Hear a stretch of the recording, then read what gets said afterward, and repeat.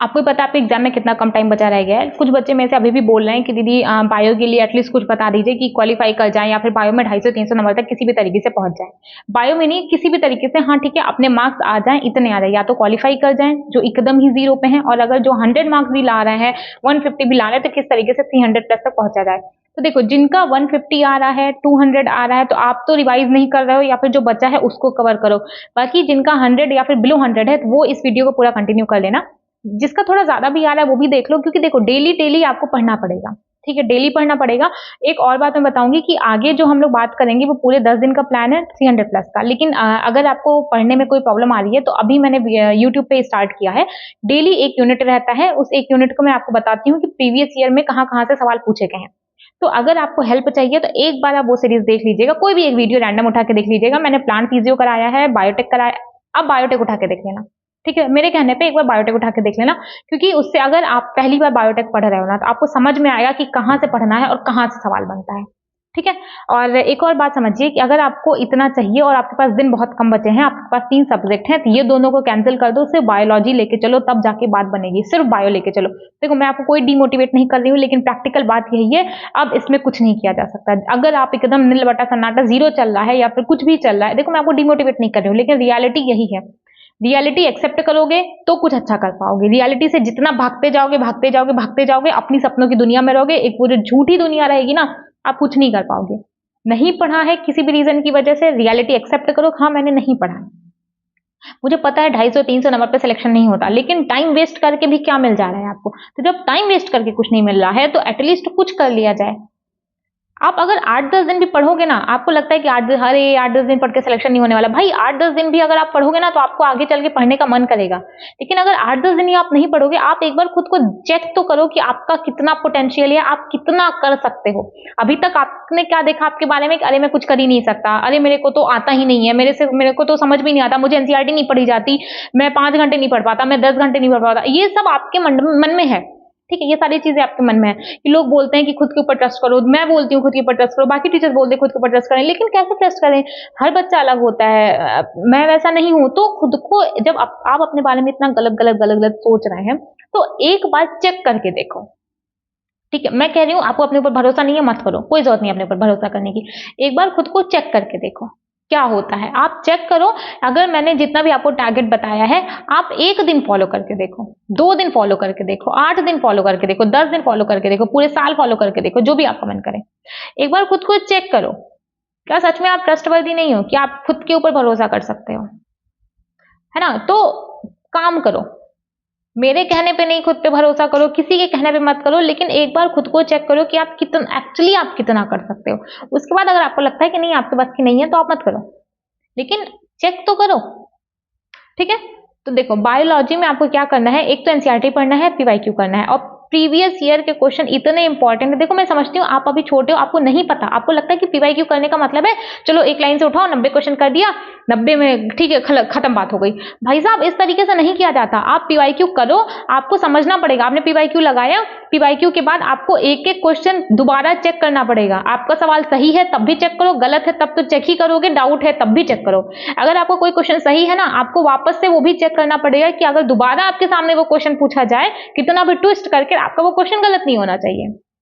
PYQ आपका number बहुत अच्छा ला सकता है, ठीक है, यकीन मानो। अगर मैं आपको बताती हूँ, अगर आप सिर्फ पीवाईक्यू कर लेते हो ना बहुत अच्छे तरीके से, अगर आपके 90 क्वेश्चन आ रहे हैं, 90 में से 60 क्वेश्चन आपके कहीं नहीं गए हैं, इतना 60-70 तो सही होगा ही होगा, ठीक। और 60 मैंने इसलिए लिखा क्योंकि अभी टाइम कम बचा हुआ है, आप रिवाइज नहीं कर पाओगे। बट अगर आप सिर्फ पीवाईक्यू कर रहे हो तो फिर भी इतना आपका आएगा ही आएगा, है ना?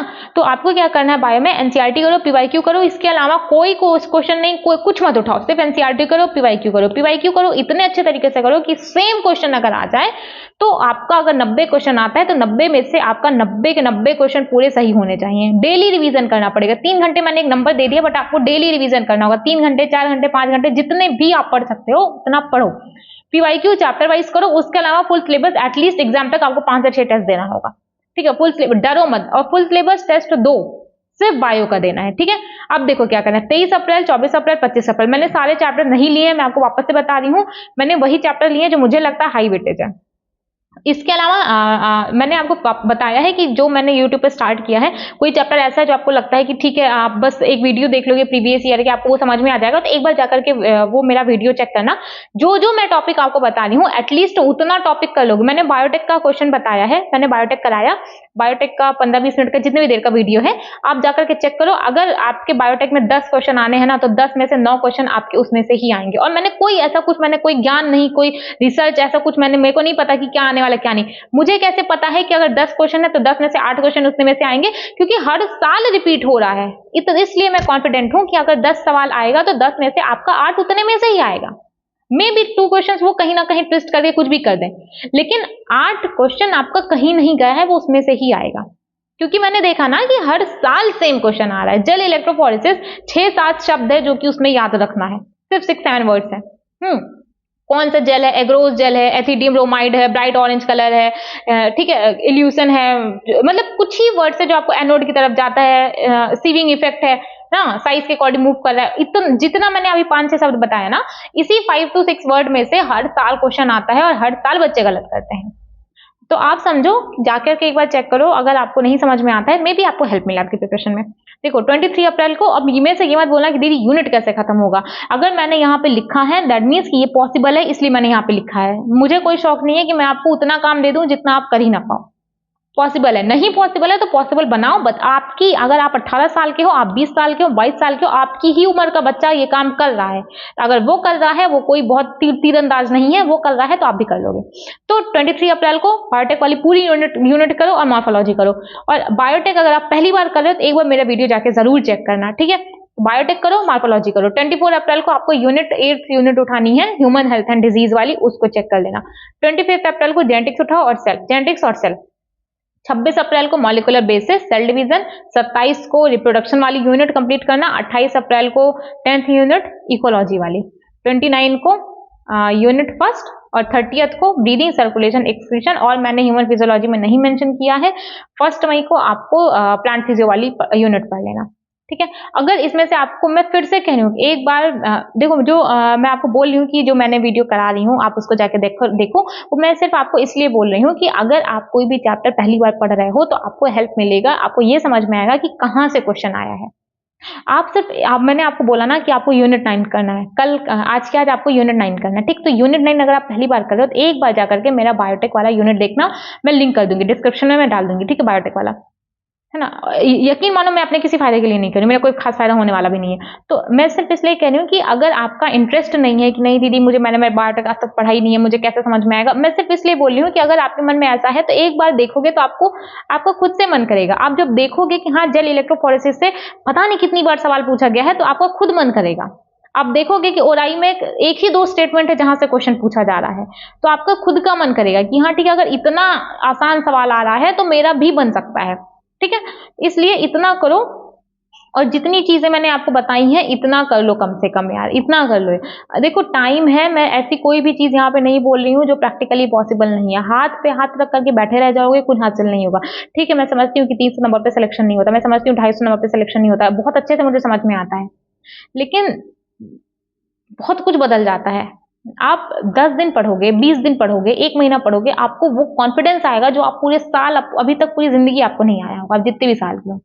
क्या पता आप एग्जाम के बाद अपने लिए कोई स्टेप ले सको। क्या पता अगर आपने अभी 8-10 दिन पढ़ लिया तो आपका इसके बाद भी पढ़ने का मन करे कि हाँ, मैं ड्रॉप अगर लेता भी हूं तो मैं एक अच्छे कॉलेज में जाऊंगा। क्या पता, एक बार फ्यूचर किसी ने नहीं देखा है, पढ़ के तो देखो एक बार, है ना। और जब आपको पता है आप पढ़ने के लिए आए हो तो पढ़ने से मत भागो, जो काम है वो काम करो, ठीक है।